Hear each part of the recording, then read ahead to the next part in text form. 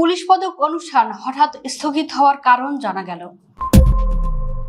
এবারের পুলিশ সপ্তাহে বাহিনীর সদস্যদের সাহসিকতা ও বীরত্বপূর্ণ কাজের স্বীকৃতি স্বরূপ পুলিশ পদক প্রদান অনুষ্ঠান শেষ মুহূর্তে বাতিল করা হয়েছে। প্রতি বছর তাদের দক্ষতাপূর্ণ কাজের জন্য সদস্যদের পদক দেওয়ার প্রথা থাকলেও এবারের তালিকায় জুলাই অভ্যুত্থানে বিতর্কিত ভূমিকা রাখা একাধিক সদস্যের নাম থাকায় অনুষ্ঠানটি বাতিল করা হয়। শনিবার রাতে পুলিশ সূত্র এ তথ্য নিশ্চিত করেছে। পদক প্রদান অনুষ্ঠান বাতিল করার বিষয়ে জানতে চাইলে পুলিশের কারো কাছে এ নিয়ে আনুষ্ঠানিক বক্তব্য পাওয়া যায়নি। তবে পুলিশের একটি সূত্র জানায়, পদক প্রাপ্তদের তালিকায় বিতর্কিত একাধিক সদস্যের নাম রয়েছে। সে সময় তার নজরে আসায় বাতিল করা হয়েছে। জানা গেছে, বিগত আওয়ামী লীগ সরকারের আমলে পদকপ্রাপ্ত এবং দলীয় অনুগত হিসেবে পরিচিত 11 কর্মকর্তা এবারের তালিকায় স্থান পেয়েছেন। এদের মধ্যে কারো বিরুদ্ধে কথিত জঙ্গি দমনে বিতর্কিত ভূমিকা রাখা কেউ প্রভাবশালী ঊর্ধ্বতন কর্মকর্তার কোটায় সুযোগ পাওয়ার অভিযোগ উঠেছে। এছাড়াও কেউ জামাতের আমিরের এক্স সাবেক টুইটার অ্যাকাউন্ট হ্যাক কাণ্ডে প্রশ্নবিদ্ধ ভূমিকা রাখার পরও তালিকায় নাম লিখিয়েছেন। এবারের পুলিশ সপ্তাহে বাহিনীর 107 সদস্যের পদক পাওয়ার কথা ছিল। দীর্ঘ ফ্যাসিবাদী শাসনে পুলিশকে ঢাল হিসেবে ব্যবহার করেছিলেন তৎকালীন আওয়ামী লীগ সরকার। বিরোধী মতকে দমন ও নিপীড়ন ছিল পদোন্নতির অন্যতম অলিখিত শর্ত। জুলাই গণঅভ্যুত্থানের পর আস্থার সংকটে ছিল পুলিশ। থানাগুলোতে সেই সময় পুলিশ ভয়ে যেতে পারেনি।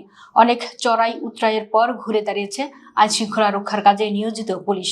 নতুন সরকার ক্ষমতায় আসার পর আমার পুলিশ আমার দেশ, সবার আগে বাংলাদেশ, এই প্রতিপাদ্য নিয়ে আজ থেকে শুরু হচ্ছে পুলিশ সপ্তাহ 2026।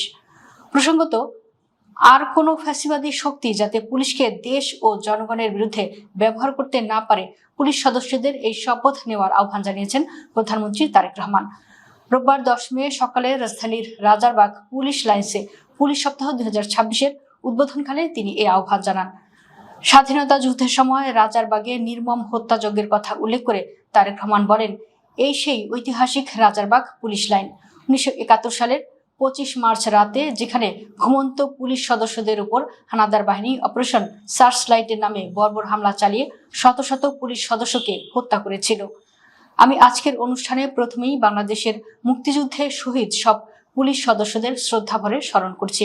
তিনি আরো বলেন, শুধুমাত্র স্মরণের মধ্য দিয়ে আমাদের দায়িত্ব শেষ হয়ে যায় না।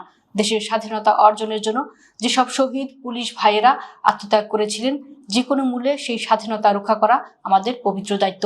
প্রধানমন্ত্রী বলেন, এই বাংলাদেশে আর কোনো ফেসিবাদ স্বৈরাচার যেন পুলিশ সদস্যদের দেশ ও জনগণের স্বাধীনতার বিরুদ্ধে ব্যবহার করতে সক্ষম না হয়। আসুন আজ আমরা আবারও নতুন শপথে অঙ্গীকারবদ্ধ হই।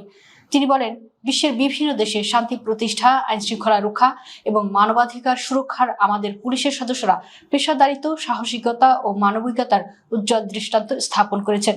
জাতিসংঘ শান্তি মিশনের নারী পুলিশ সদস্যদের ভূমিকাও আন্তর্জাতিকভাবে প্রশংসিত হয়েছে। সুতরাং শুধু বিদেশি নয়, দেশের জনগণের সঙ্গেও পুলিশের মানবিক আচরণ প্রত্যাশিত।